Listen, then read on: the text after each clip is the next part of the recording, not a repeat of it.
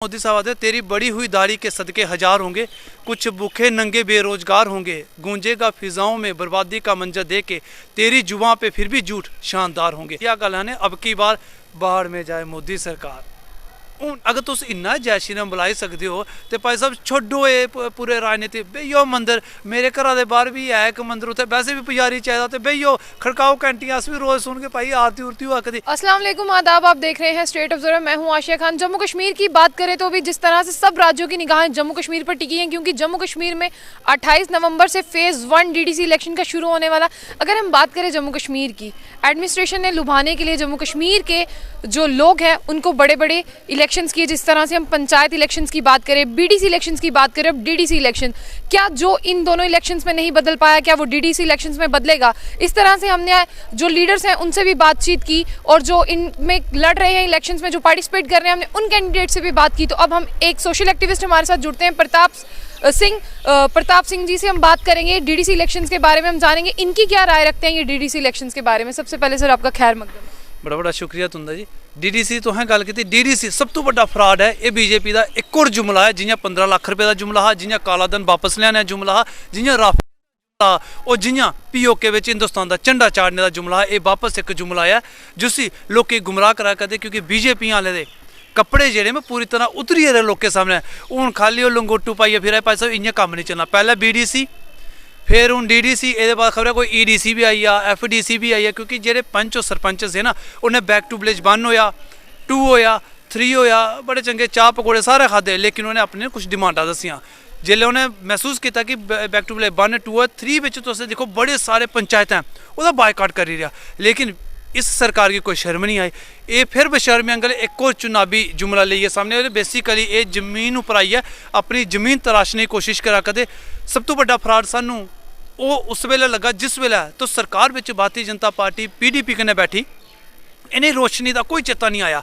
अज टार्चा लेइए इं रोशनी दसा करते कि मतलब मैं समझने लगा कि रोशनी एक्ट में लगा बाकी यार बीजेपी तो बड़ा बड़ा काम करा करती, लेकिन असल में जिस वेले सरकार में उस वेले ने चेता नहीं आया। डीडीसी चुनाव के सिर्फ कश्मीरी नेते का नाम उजागर करिए जम्मू विच वोट बटोरने काम करा दे, लेकिन इन्हें उन्हें 2 नेते का भी नाम लेना चाह रहा जेह्ड़े पिछले दिन जिंदे उपर FIR हुई लैंड ग्रैबिंग की ली है। तो मिगी लगा करता ये सिर्फ और सिर्फ फ्रॉड करा करते, जम्मू कश्मीर के लोग गुमराह करा करते। असल मुद्दा जम्मू कश्मीर का यह साढ़े लोग रोजगार चाहिए, साढ़े लोगों की इत्थों का विकास चाहिए, साढ़े लोग स्टेटहुड वापस चाहिए, साढ़े लोगों की जेह्ड़ा तुसें झूठा ये दिता है ना इत्थे इंडस्ट्रीज आनी फैक्ट्रीज आनी ओहदे उपर स्पष्टीकरण चाहिए। जिसले लोग सवाल पूछा करते इस जवाब दे ही नहीं पा करते। ये हूँ मुद्दा हटाइए और ध्यान हटाइए डीडीसी का ना माइनस स्लोगन करी रहा। असल गल यह है कि भारतीय जनता पार्टी पूरी तरह कने बिखरी दी है। इनका जरा चरित्र सामने आई चुके दा। और जिस फारूक अब्दुल्ला के देश विरोधी आखा कदे उस फारूक अब्दुल्ला कंडारे बेहियै ये लेह के अंदर गठबंधन करा कदे उत्थे दुम्बा लाई लैन तो चंगी गल। इत्थे आइए बाहर मारे इं छाती पिटी पिटी आदे मारे वो तो देश विरोधी पर इन्हें गिरेबान झांकना चाहिए। पैसा तुंदे उप मुख्यमंत्री कविंद्र गुप्ता और भी देश विरोधी की लिस्ट में आते, तुंदी हीना भट्ट और भी देश विरोधी लिस्ट में आते। पहले उनका भी स्पष्टीकरण कर लो, उसके बाद गल करो। बाकी डीडीसी टोटली फ्रॉड एक। सर तो ये क्या लगता कि ये जो डीडीसी के जो चुनाव हुआ करते जो जम्मू कश्मीर से आखा दे कि विकास की जी लहर आनी है तो आखिर इन्नी खतरनाक लहर आनी कि विकास गै विकास हो जाना। बाकी जी एक विकास इंदा आहा वो दिख लो गैंगस्टर निकलिया, इंदा लंगोटी आहा ना वो तो गैंगस्टर निकले। हूँ ये केड़ा विकास है अस भी दिखगे। बाकी मोदी साहब देखो 18 घंटे काम करने वाला बंदा तो GDP -3।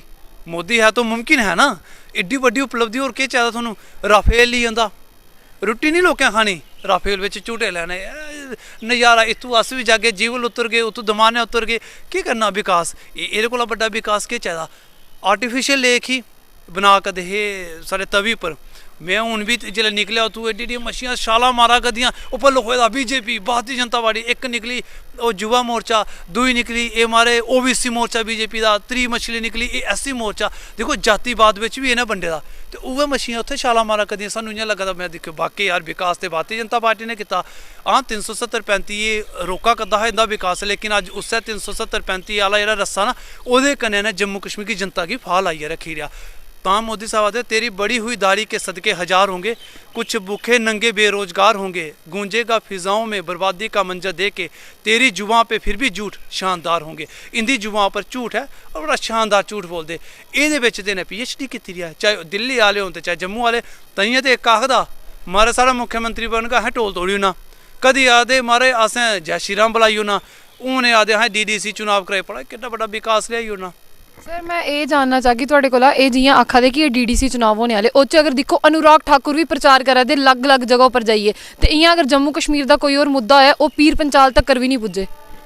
वैसे गल ये है कि जम्मू वाले कोला कुत्थै प्रचार कराना, एह्दे है ही नमूने, ते नमूने की कोई गल सुनदा तुंदे सामने नमूने 5 है ना। ये तां करियै पाकिस्तान जिंदाबाद के नारे लगे, 20 पार्टियां होई, पाकिस्तान और अलगाबादियां शुक्रिया अदा होई गया।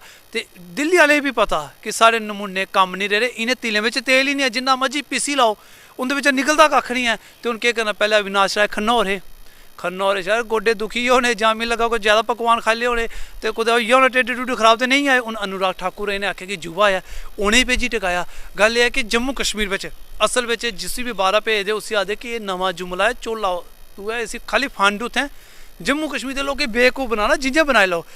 मज़ा तां है अनुराग ठाकुर जियां आए ना, उंदे कोल भी जेह्ड़ा मंत्रालय ना वो ये स्पष्टीकरण दिंदे अपने भाषण में, भाई सब माइनस आले ते रुकनी नहीं है।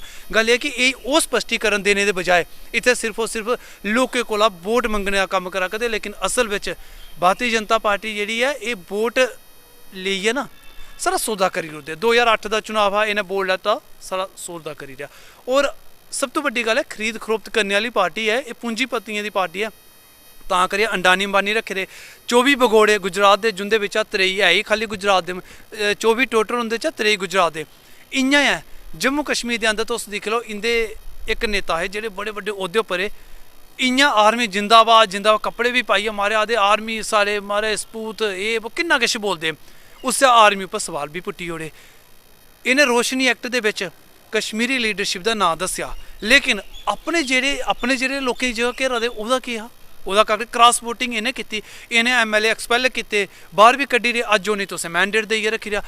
ये भारतीय जनता पार्टी आह्ले ग्रां बिच्च दराटी होंदी नी, एह् दराटी दे दो बक्खिये दंदे न, एह् इद्धरा भी बेचारे पासै सानूं गै लग्गना दूई बक्खिये भी लाई दे। इस्सै गल्ला इंदे उप्पर यकीन नहीं करना, झूठे लोक में इंदा कोई वजूद नहीं है। ये सिर्फ और सिर्फ सानू गुमराह करा करदे, सानू बेवकूफ बनाने का कम्म करा करदे। और सब तो बड़ा अपमान इस वर्गी महाराजा हरि सिंह होंदा करा करदे, महाराजा गुलाब सिंह होंदा करा करदे। और अपने जेह्ड़े इंदे आदर्श रहे जिन्हें आखदे एक विधान एक संविधान श्यामा प्रसाद मुखर्जी उंदा भी ये बड़ा बड़ा अपमान करा करदे। सर गल करना चाहगे रिहैबिलिटेशन पॉलिसी की भी अनाउंसमेंट यही सरकार च और लैफ्टिनेंट गवर्नर भी है जेह्ड़े आखदे नौकरियां तां नहीं मिलियां, प्रोग्रेस तां नहीं हुई कि कोरोना वायरस आई है। अगर 5 साल और सरकार गी लब्भी जंदे ते पूरी जेह्ड़ी अनइंप्लॉयमेंट है वो खत्म होई जानी, नौकरियां गै नौकरियां लब्भी जानियां। वही तो आनी ही खत्म। मोदी साहब ने आखे पकौड़े तोलो, तो बाकी मिगी लगा हूँ सर्दी है तो इन्हें आना भाई साहब करोना शरोना तो तुस भुल्लियो, तेल थोड़ा जहा फ्री करो बाकी रोजगार आई जाना। गल कि करोना इस तो पहले भी तो सरकार भारतीय जनता पार्टी थी, उस वेले तुसें मतलब 5 करोड़ का तुसें वादा किया, 2 करोड़ नौकरियां वादा किया, तुसें दित्ती नहीं है। तुसें जम्मू कश्मीर का आख्या है 370-35 हटागे, इतने विकास ही विकास हुई, इतने इंडस्ट्री आई जानी। अगर रविंदर रैना को लेइयै ना खल तोड़ी जिन्ने भी है इंदे 7 दिक्खो नां किन्ने शैल रखे दे, राम माधव किन्ना इ'यां राम माधव मतलब केड्डा बड्डा नां रखे दा। ते असल बिच है क्या मी ते लगदा झूठा दा पिटारा। दूई बक्खी 7 शर्मा जी होर 7 इ'यां लगदा बल्ले बल्ले 7 जुग ही इ'नें लेआना ना, इ'नें इन्ने सच्चे सवित्रे रखे ले कि कम्म दिक्खी लओ इंदे कनेह् कनेह् विकास की गल करा करदे ना।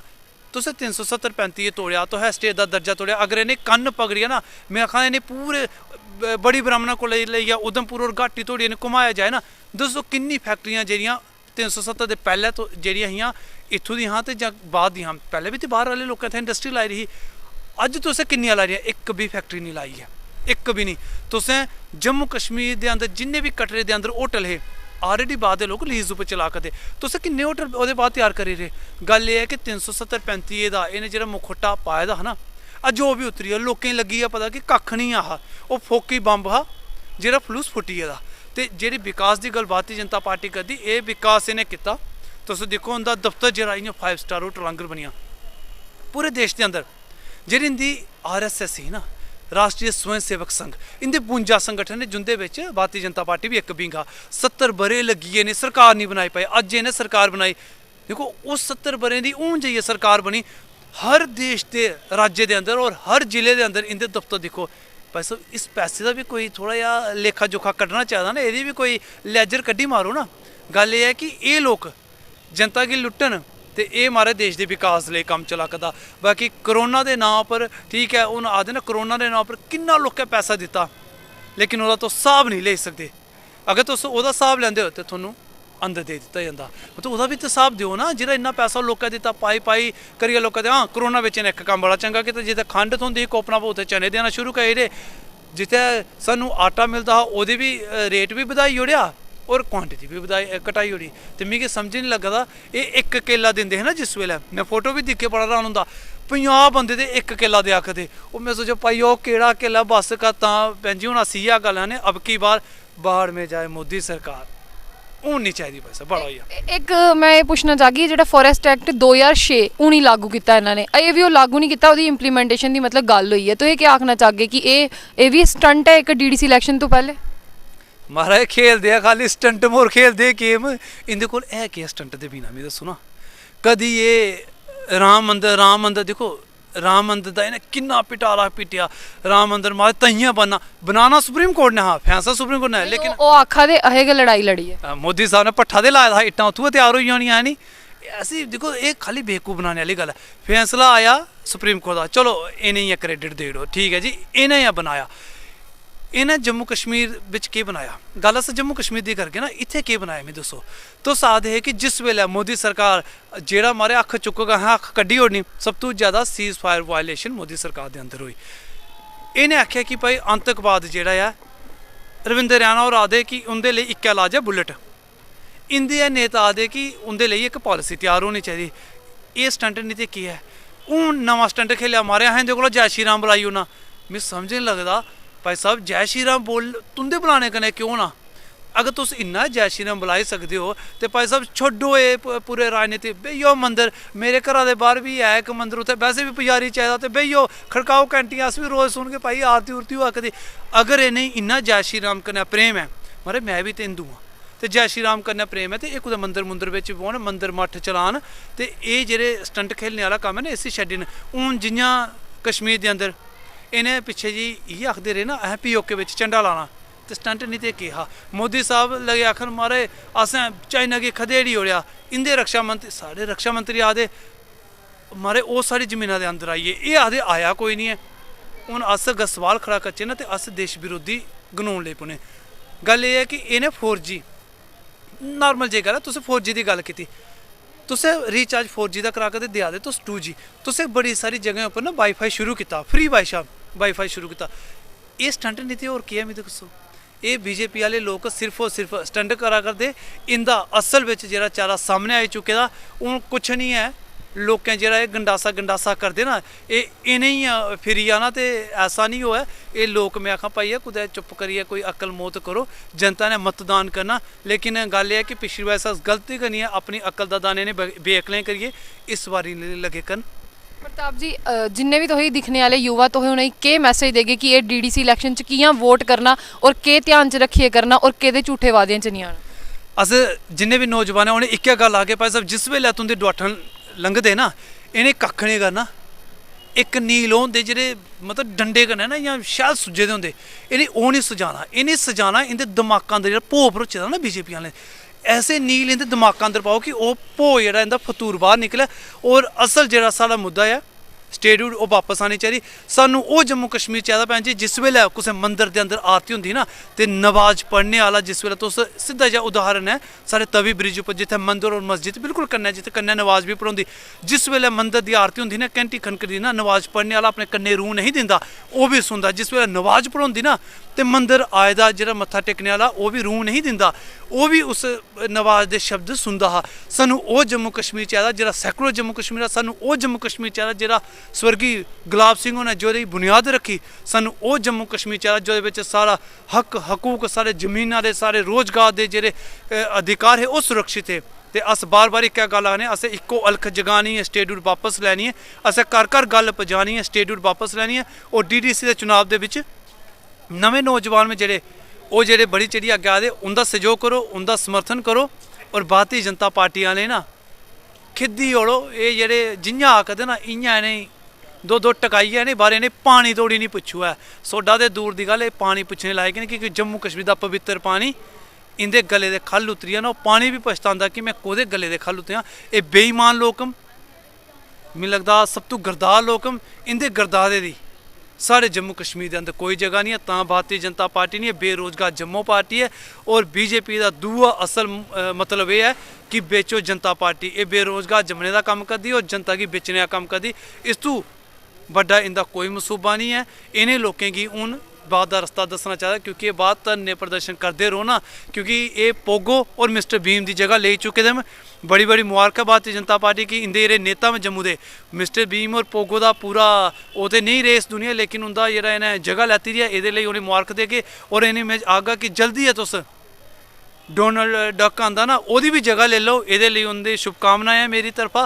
कि तुस डोनाल्ड डक की भी जल्दी जल्दी जगह लाओ सारे लोग इ'यां हसांदे रहो सारे लोग एंटरटेन करते रहो सारा खून बधे सारे लोगों की हौसला अफजाई होंदी रहे कि तुंदे जेह्ड़े झूठे लोग उंदे कन्नै लड़ने लई ते बड़ी बड़ी मुबारक है बीजेपी आह्लें उपलब्धि उप्पर उपलब्धि हासिल करा कदे और जल्दी है जेह्ड़ा इंदा एक मित्र जेह्ड़ा बार बार इंदे इंटरव्यू करदा मिगी लगदा जल्दी एक कार्टून नेटवर्क भी शुरू होई जाग इंदे लेई। थे हमारे साथ सोशल एक्टिविस्ट प्रताप सिंह जी जिनसे हमने बातचीत की डीडीसी इलेक्शन को लेकर जिस तरह से डीडीसी इलेक्शन 28 नवंबर से जम्मू कश्मीर में है तो कहीं ना कहीं ये युवाओं को यही मैसेज देना चाहते हैं कि जो सरकार आपके हित की बात करे जो अनएम्प्लॉयमेंट दूर करने की बात करे और जो आपका वोट है वो बहुत कीमती है उसको सोच समझ कर डाले। तो जिस तरह से आपने पूरी बातचीत सुनी है तो जो 28 नवंबर से हम आपको फिर से बता दें 28 नवंबर से फेज़ 1 जम्मू कश्मीर में डीडीसी इलेक्शन का शुरू होने वाला है। तो ऐसी ही और भी अपडेट्स के लिए जुड़े रहिए स्टेट ऑब्जर्वर के साथ।